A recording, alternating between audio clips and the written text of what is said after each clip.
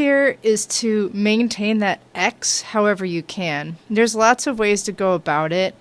I like to tie it a specific way where I take 2 extra long threads and I tie one on top of the cross and then one on the bottom half of the cross. And by doing so, I make an X so that when customers get my warp, they know that X marks the cross. So I first wrap it around the top half of the X, and then I cross the threads around the top. Then I wrap it around the other side of the top of the X, and then I tie an overhand knot. It's a little bit difficult to describe it. That's why I'm recording it for you, so you can see how I do this.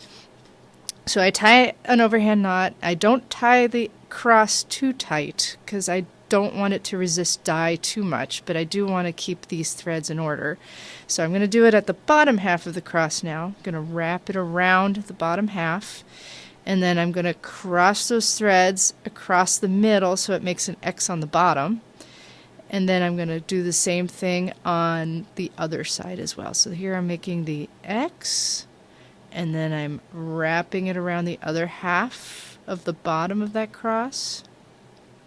And then I'm going to bring it around and tie a loose overhand knot. And by loose, I mean I'm not pulling the cross super tight together. I'm just maintaining that cross as best as I can. And then I take those 2 threads and I tie it all together into one bunch so that I can find it later.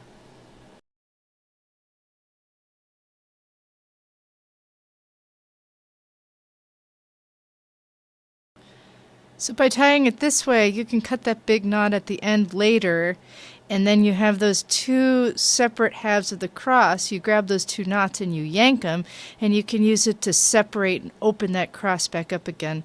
It can be kind of hard to open a cross after you've gone through the dyeing process, and that gives you an easy way to yank it open again. That's why I like tying it this way.